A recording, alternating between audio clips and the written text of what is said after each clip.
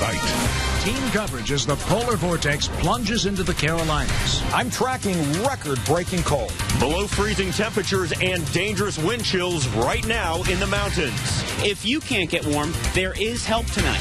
In Charlotte, incredible outreach to help those unable to escape the cold. This WBTV high-definition program is sponsored by Honda Dealers of the Carolinas. WBTV News at 11 starts right now. Caught on camera, power lines exploding in Charlotte. Thousands of people without heat on the coldest night this decade. Good evening and welcome. I'm Molly Grantham. And I'm Paul Cameron. In just the past few hours, Duke Energy crews fixed the down power lines, which had more than 3,000 homes without electricity. Now, from Sky 3, we saw the arcing and fire as emergency crews worked to get it under control. So far, Duke has not told us what caused these lines to go down. But the danger pall has not passed. This is a live picture from Boone via the Resort Cam's website. It is -3 degrees there right now. Here in Charlotte tonight, the mayor has ordered police officers to pick up any homeless person they see and take them to a shelter right away. Team coverage tonight as the Arctic blast hits home. David Spunt is live in the mountains. Mark Davenport is covering emergency shelters open in Charlotte for anyone who needs some warmth. And Brigida Mack went with a member of the Carolina Panthers to deliver coats and blankets to the homeless. All that in just a moment. Let's begin, though, with Eric Thomas in the First Alert Weather Center. He's got his eyes on the mercury. Paul, let's take a tour and around the area with our Scott Clark's Toyota City WeatherNet. We'll show you how things are stacking up right now. And again, it's not just the temperatures, it's also the wind chill, but we're at 13 degrees right now at CPCC. Same number at Metro School uptown, so these are only a couple of hundred yards apart.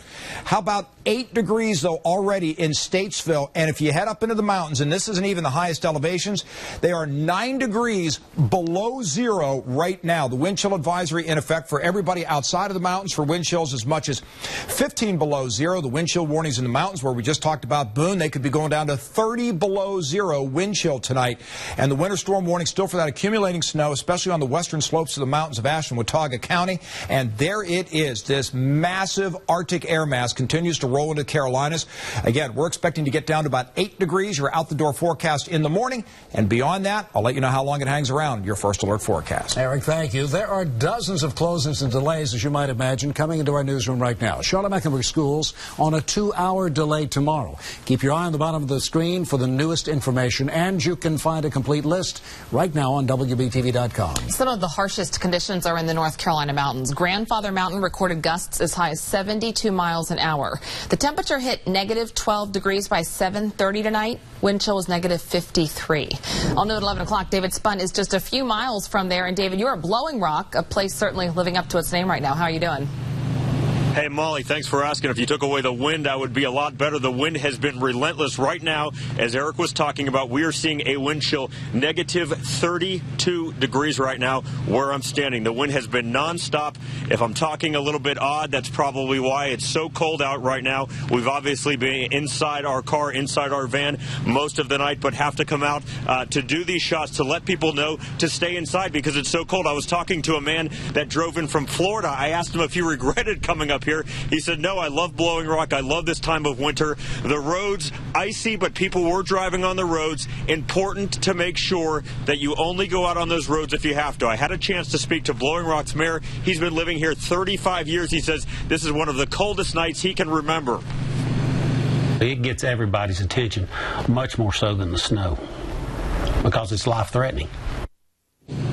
And Watauga County schools, they are closed tomorrow. We were mentioning school closings, just too cold to go to school. Again, be careful if you need to. That is the latest from Blowing Rock, expected to get even colder, if you can believe it, in the next few hours overnight. We are live in Blowing Rock. David Spunt, WBTV, on your side. David, please get back in that truck and warm up. We just checked with Duke Energy in Cabarrus County tonight, close to 3,000 without power after a power line fell in Kannapolis. Here in Mecklenburg County, about 200 homes are still without power. All new at 11, Mark Davenport live at a Red Cross Relief Center tonight, open to help people who have been looking to escape this frigid weather. Mark?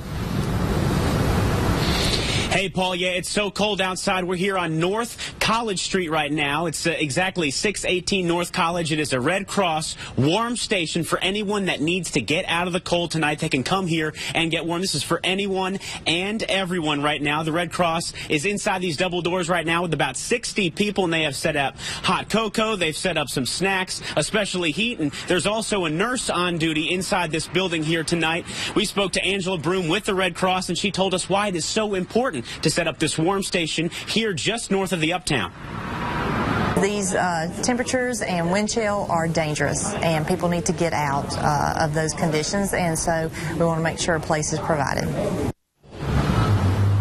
And a place will be provided by the Red Cross here at 618 North College Street until these temperatures change. If these temperatures stay low and people really do need to stay out of these temps and get some heat inside, they will be here, and these doors will be open to those people. Reporting live in the Uptown, I'm Mark Davenport, WBTV, on your side. Yes, record lows mark high winds causing frostbite in minutes. With those as the facts, a member of the Carolina Panthers says he's going to step up to help the city's homeless. All new at 11 o'clock, Brigida Mack was with him. She is live now. Hey, Brigida. Hey, Molly, you know, there really has been an outpouring of support across the Charlotte community. With these frigid temps, folks are opening up their wallets, opening up their homes, all in an effort to help those less fortunate than they are. They came to the King's Kitchen in Uptown one right after another, arms full of blankets, sleeping bags, and other cold weather necessities many of us may take for granted. I can't imagine having to sleep outside tonight, and I can't imagine that anybody has to. Catherine Hohenbaum stopped by after hearing about the plea to help the homeless in a church email. I had a few blankets, but we needed more, so I just stopped at a few houses, and here we are. Here is the bakery of the restaurant, where donations began piling up shortly after owner Jim Noble sent out an email blast Monday afternoon asking to help anyone forced to sleep outside on this brutally cold night. This is the heart of God in the city, and it just, I always say Charlotte's a very benevolent city, but this blows it out of the water. A kindness that moved Melinda Medina to action as well. This is probably $1,000 worth of jackets. Once homeless herself, she sent out this Facebook post asking for donations too. It's rough out here, and we got to help people. We got to be a community, come together and help. Including Carolina Panthers offensive lineman Byron Bell. I thought I'd give back by, giving some, coats and, things to the homeless. So, I got somewhere to sleep tonight, nice and warm. They don't. Bell, along with a handful of others, braved the unforgiving wind to help those in need, including this guy. Definitely didn't expect this. No, I didn't. Grateful for the unexpected help. God is so good. There's socks in here, too. Stay warm. That came from the kindness of strangers. Talk about a city that gives back. The King's Kitchen will continue to accept donations. They went out about 7 o'clock tonight, just handing those items out to anyone that they saw. And, of course, the shelters making sure that no one is on the streets on a night like tonight. We're live near Uptown. I'm Brigida Mack, WBTV, on your side. It's a great story, Brigida. I think you touched a lot of hearts, so thank you. Big thing on Twitter in the past few hours as well involved pets. The Humane Society of Charlotte is asking for donations to help with this cold. Volunteers brought blankets, they brought dog coats, and more than a dozen dogs got to go home with foster families for a warm place to spend the night.